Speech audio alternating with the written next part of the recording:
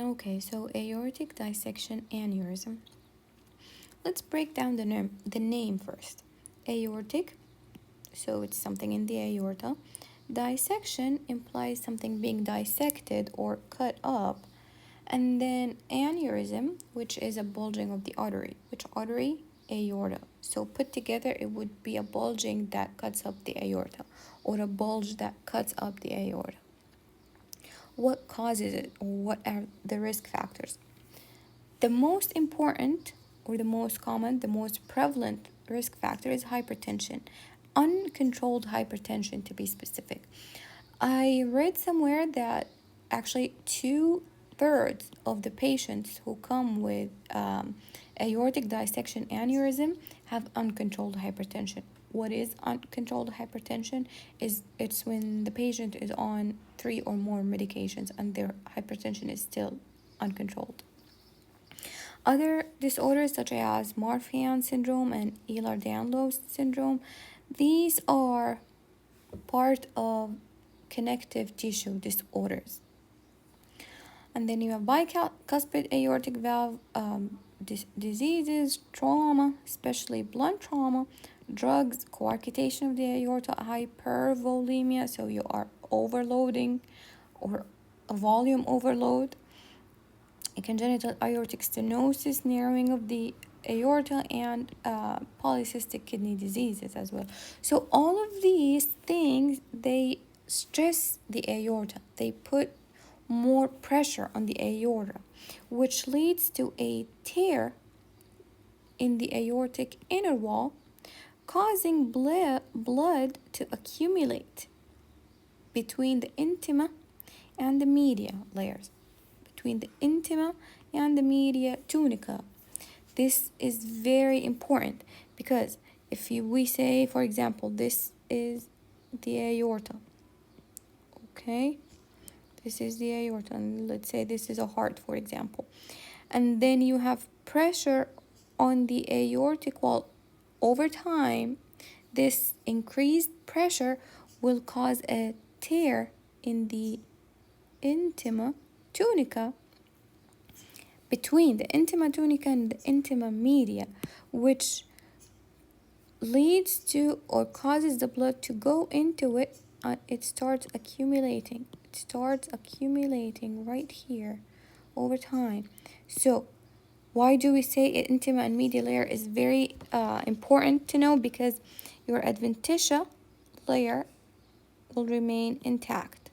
Adventitia remains intact, and what happens is the other intima layer be like that, and this entire space will be filled with blood.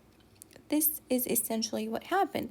And we know that accumulation of blood, or of anything really, in any organ is a bad thing. So this blood is right here. It's not going in. This is the intima. Okay, it's not going in circulation. It's not going out. It's just sitting there, having no other purpose other than to kill the person, essentially. So what you end up having is this right here, the space between the intima and the circulation, or the lumen. This is the true lumen because it's still circulate blood, and this right here is the false lumen. And this is the source and root to all the problems of the aortic dissection aneurysm. So how does this patient present? Well, obviously chest pain. The patient will come with chest pain, and it has a characteristic, they will describe it to you. They will literally say they feel something ripping inside their chest. So ripping and tearing kind of pain. Syncope, the person might faint. Dizziness or lightheadedness. Some people argue that the lightheadedness is because the aorta supplies the brain, and if there's an obstruction of supply into the brain, you have lightheadedness.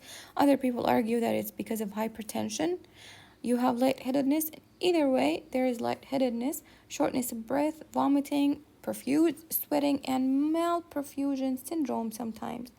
Sometimes the patient will present with malperfusion syndrome. This is a whole other issue, okay? Malperfusion syndrome. And if the patient comes with it, it's a problem. So what is malperfusion? To be precise, it's a branch obstruction. What kind of branch? Most commonly, the renal and extremities branch obstruction to an end organ due to why? Compression of the true lumen by the false lumen.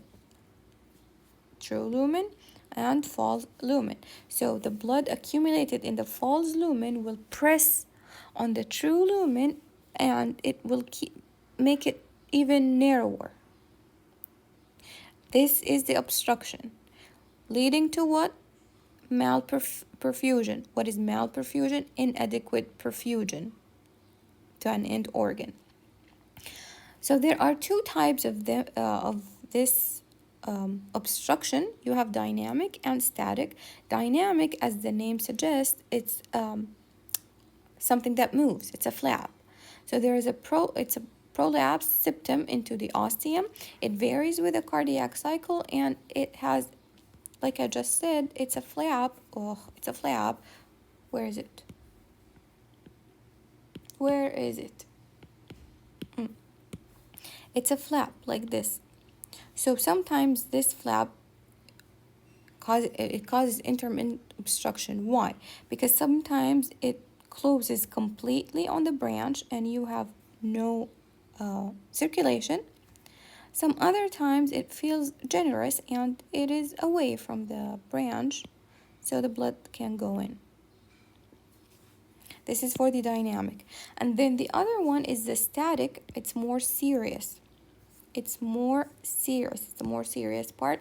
It is a dissection of the entire, where the dissection plane entirely extends into the ostium. And the most dangerous part of it is that the thrombosis, it can lead to thrombosis. How? There's an inflammatory process ongoing because of this whole situation, which can lead to thrombosis eventually. So it's very bad. It's very bad, and you have to be careful with it. And it's an emergency, like I said. So if the patient comes with all of this, you have to intervene immediately. But before that, you have to know which kind is it. Is it type A or type B? According to the Stanford classification, type A is everything from the left subclavian artery and down. Like all of this right here, ascending aorta is type A. And type B, left subclavian and down, the descending aorta is type B. Why is this little space of the ascending aorta has its own classification? Because what do we have here?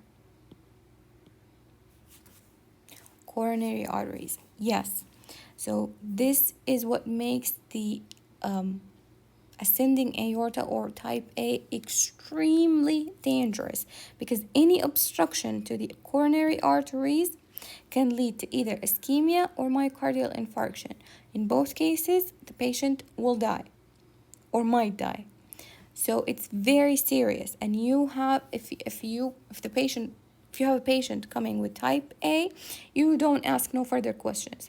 You take the patient and immediately go to the OR. Surgical intervention right away. It's life-saving. You either save the patient or the patient dies. There is no third option. In case of descending aorta or type B, it's a little less urgent in the sense that it can wait.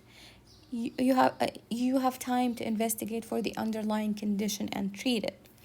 But some other times, I'm jumping right ahead, but some other times, if there is a complication, like if the patient comes, like I just said, the malperfusion, so if the patient comes with their lower extremities, they can't feel them. They can't feel their lower extremities, and their lower extremities are cold. No pain, just that it's cold and they don't feel it. There's no feeling in them. In this case, it's an emergency and you take the patient into the OR, even if it is type B. Okay, so how do you know which type is it? First of all, you do chest x-ray. Why chest x-ray? First of all, because it's cheap and it is fast and you want results fast. So you send the patient for chest x-ray, they come back and you chest x-ray will show you if there's perfusion and how big it is, and you can more or less you can tell where is it. So if you've seen that, you can send the patient again for CT angiography. And CT angiography, as we know, it can allow for intervention. So in CT angiography, you will not only see where the problem is, you can also treat it. And that is what makes CT angiography the gold standard for aortic dissection aneurysm. And like I just said, the management depends on the type. If it's acute, a dissection aneurysm, or it's type A, in these cases, you ask no further questions and take the patient to the OR immediately. In case it's chronic or type B, you treat the underlying condition if the patient is more or less stable. In case of complications, you go for surgery again. Like what complications? Like I just said, if the patient can't feel their lower extremities, there is some other kind of complications, you take them to the OR and save their lives. Okay, so to wrap things up, just to sum up everything, aortic dissection aneurysm is a bulging that cuts up the aorta between the intima and the medial layer, and you have accumulation of blood. Type A is for the ascending aorta, which is more serious than type B, which is for the descending aorta. Patient can present with malperfusion syndrome, and to see all of this, the gold standard is CT angiography, and to treat it, in most cases, you have to do immediate surgical intervention.